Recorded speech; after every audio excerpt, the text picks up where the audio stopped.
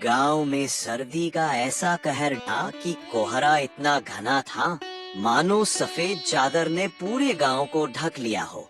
रात के 2 बजे का समय था।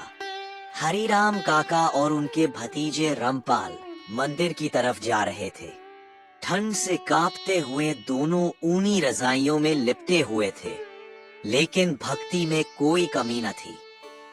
रास्ते में हवा चल रही थी और दूर कहीं से आवाज आ रही थी, खटखट, जैसे कोई थैला घसीट रहा हो, दांत टकराते हुए। अरे रामपाल बेटा, ये सर्दी तो जान ले लेगी। मंदिर जाकर भगवान से कहेंगे कि थोड़ा धूप भेज दे, वरना ये कोहरा हमें निगल जाएगा। तू देख रहा है ना, सामने कुछ दिख ही नहीं रहा। रामपाल रजाई सिर पर खींचते हुए, हाँ काका जी, सही कह रहे हो, लेकिन ये क्या आवाज आ रही है? खट खट, कहीं भालू तो नहीं? गांव के जंगल से भालू निकल आया हो? अरे हाँ रे बाबा, ये क्या है?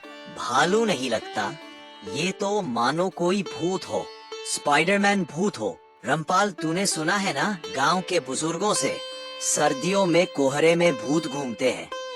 वो लाल टोपी वाला भूत जो ठंडे पानी में नहाने वालों को ले जाता है। रामपाल आवाज तेज करते हुए, काका जी भागो, ये भूत ही है। मैंने सुना है ये भूत रात को घूमता है।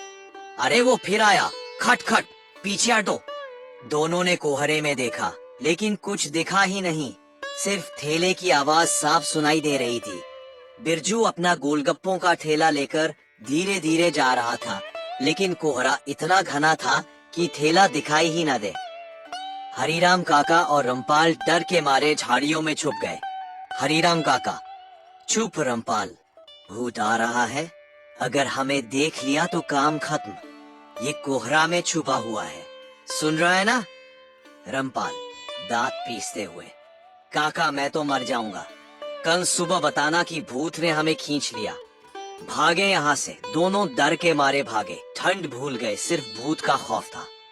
सुबह हो गई और गांव का चौपाल सुलग रहा था। आग के गोले के चारों तरफ सारे गांव वाले बैठे थे। सरपंच भोलू काका, पंडित राधेश्याम, पहलवान चंदर और बाकी लोग। चाय की केतली चढ़ी हुई थी और ठंड से सब लिपटे हुए थे। तभी हरिराम काका और आए, सांसें फूल रही थी। हरिराम काका आग के पास बैठते हुए, हाथ पैर रगड़ते हुए, अरे भाइयों, रात को भूत दिख गया, कोहरे में घूम रहा था, खटखट की आवाज। हम दोनों मंदिर जा रहे थे, डर के भाग आए। रामपाल डरते हुए, हाँ सरपंच जी, कसम से वो भूत लाल आंखों वाला था। काका जी कह रहे थे ये वही भूत है जो रात को घूमता है। पंडित राधेश्याम ने गंभीर होकर कहा। पंडित राधेश्याम, हाँ हाँ भाइयों, ये भूत ही होगा। मैंने तो शास्त्रों में पढ़ा है, सर्दियों में कोहरे के भूत आते हैं, हवन कराना पड़ेगा। कल मंदिर में हवन रखेंगे, भूत को भगाना जरूरी है, वरना पूरा गांव खतरे में पड़ जाएगा। भोलू काका, सरपंच, अरे पंडित जी, सही कह रहे हो, लेकिन हरिराम, तूने ठीक से देखा था ना? हरिराम काका गंभीर होकर, सरपंच जी, कोहरे में दिखा ही नहीं, बस आवाज सुनाई दी, खट खट। रामपाल ने कहा भूत है, हम छुप गए, फिर भाग आए। तभी पहलवान चंदर ने ठहाका लगाया। वो आग के पास कुश्ती की मुद्रा में बैठा था। चंदर पहलवान हंसते हुए, छाती ठोकते हुए, अरे अरे, ये क्या बात हो रही है, भूत भूत? हरिराम काका, रामपाल भैया, आप लोग क्या बकवास कर रहे हो, वो कोई भूत नहीं। बिरजू गोलगप्पे वाला था। वो हर रात 3 बजे ठेला लेकर घूमता है, गर्म पानी के गोलगप्पे बेचता है। सब दंग रह गए। हरिराम काका हैरान होकर, बिरजू, अरे ऐसा नहीं हो सकता, इतनी ठंड में कौन गोलगप्पे खाएगा? वो तो भूत ही था। रामपाल, हाँ चंद्र भैया, झूठ मत बोलो, इतनी सुबह को कौन पागल होगा जो गोलगप्पे बेचेगा? चंद्र पहलवान मुस्कुराते हुए, अरे भाइयों, मैंने खुद खाए हैं, कल रात को 30 गोलगप्पे ठूसे। बिरजू गर्म पानी में गोलगप्पे बनाता है, पानी उबालकर मसाले डालता है, ठंड कम लगती है और स्वाद ऐसा कि जीभ घूम जाए। कोहरा हो या बर्फ, ग्राहक आते हैं। जंगल के पास लकड़ी वाले, ट्रक ड्राइवर, सब खाते हैं। आप लोग डर गए बेचारे। पंडित राधेश्याम हंसते हुए, अरे चंदर, तू तो पहलवान है, 30 खाए, तुम्हारा पेट नहीं फूला क्या? पंडित, पहलवान, ये तो मेरा जिम है। गोलगप्पे प्रोटीन से भरपूर होते हैं। बिरजू का राज है।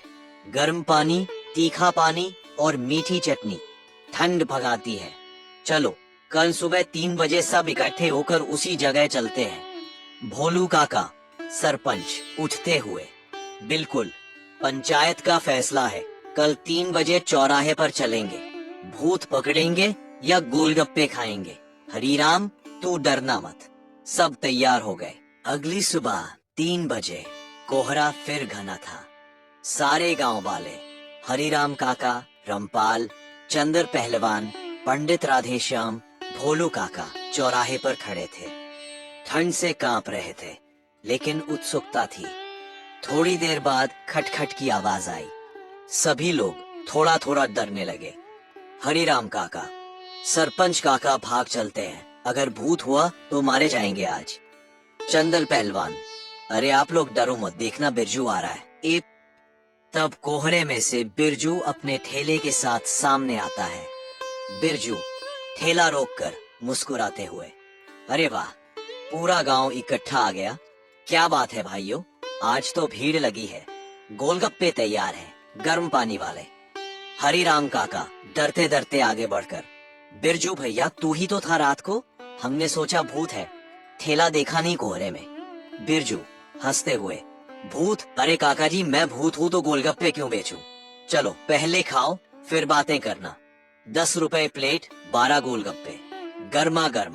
सबने प्लेट लिया। पहला गोलगप्पा खाते ही सब हैरान। चंदर पहलवान, वाह बिरजू, कमाल है, ये गर्म पानी, ठंड कहीं गई। तीखा, खट्टा, मीठा, एकदम झकास। 2 प्लेट और दे। रमपाल, काका जी, कल हम भागे थे इसी से, अब तो स्वाद लग रहा है। बिरजू भैया, ये आइडिया कहाँ से आया, इतनी ठंड में गोलगप्पे बेचने का? बिरजू गोलगप्पे भरते हुए, बात पुरानी है, पिछले साल सर्दी में मैं ठंड में गोलगप्पे बेच रहा था। रात को ठेला निकाला तो कोई ग्राहक नहीं। एक ट्रक ड्राइवर आया, बोला ठंडे गोलगप्पे तो नहीं खाएंगे। मैंने सोचा पानी गर्म करो। पानी उबाला, मसाले डाले, जीरा, हींग, इमली। उसने पहली प्लेट खाई और बोला, बिरजू तू जीनियस है। अब रात भर ग्राहक आते हैं, जंगल वाले, चौकीदार, सब लोग। कोहरा जितना घना, ग्राहक भी उतने। पंडित राधेश्याम खाते हुए, वाह रे बिरजू, शास्त्रों में लिखा है अन्नदान से भूत भागते हैं, तू तो भूत भगाने वाला बन गया। एक और प्लेट दे इधर। भोलू काका चाटते हुए, बिरजू तू गांव का हीरो है, अब से रोज 3 बजे यहीं आना पड़ेगा, सब लोग आएंगे, ये तो ठंड का इलाज है। हरीराम काका तीसरी प्लेट लेते हुए, बिरजू भैया कल रात डर गए थे, लेकिन आज तो मजा आ गया, तू भूत नहीं, गोलगप्पे का भगवान है, बताओ चटनी का राज क्या है? बिरजू राज खोलते हुए, काका जी चटनी घर की है, धनिया, पुदीना, हरी मिर्च और थोड़ा सा जादू, मेरे पिता का फॉर्मूला। पानी गर्म रखने के लिए लकड़ी की आग अलग से। देखो ये आग सुलग रही है ठेले के नीचे। पानी ठंडा होने का नाम नहीं लेता। सब खाते खाते बातें करने लगे। चंदर पहलवान ने कुश्ती की स्टोरी सुनाई। चंदर पहलवान, बिरजू तूने सुना, पिछले महीने मैंने मेले में 5 पहलवानों को चित किया, लेकिन तेरे गोलगप्पे के आगे सब फेल है। कल से 50 खाऊंगा, वजन बढ़ाना है। रमपाल हंसते हुए, भैया 50? पेट फट जाएगा, लेकिन सच कहूँ ये गोलगप्पे खाकर ठंड लगी नहीं लग रही। बिरजू भैया ग्राहक कितने आते हैं रात को? बिरजू रोज 50 से 60 प्लेट, ट्रक वाले आते हैं 20-20, कभी कभी लड़कियां भी आ जाती हैं अपने प्रेमी संग। कोहरे में छुपकर, हाँ हाँ। पंडित राधेश्याम मजाक में, अरे प्रेमी शास्त्रों में पाप है, लेकिन गोलगप्पे खाना पुण्य है। बिरजू हवन में तुझे जरूर बुलाएंगे। बातें लंबी चलती रहीं, हंसी मजाक, पुरानी कहानियां। सुबह 5 बजे तक सब खा पी कर चले। अगले दिन फिर आए, फिर परसों। रोज 3 बजे चौराहा गोलगप्पों की महफिल बन जाता। गांव वालों की ठंड भाग गई, दोस्ती बढ़ गई, बिरजू अमीर हो गया। एक हफ्ते बाद चौपाल पर हरिराम काका, भाइयों अब तो बिरजू के बिना नींद नहीं आती। रोज 3 बजे अलार्म लगा देते हैं। मेरा वजन 5 किलो बढ़ गया, लेकिन ताकत दोगुनी हो गई। भोलू काका, पंचायत जी बिरजू को सम्मानित करो, गोलगप्पे गांव का राष्ट्रीय खाना है। सब हंसे। सर्दी खत्म हुई, लेकिन गोलगप्पे की महफिल जारी रही। भूत का डर हंसी में बदल गया।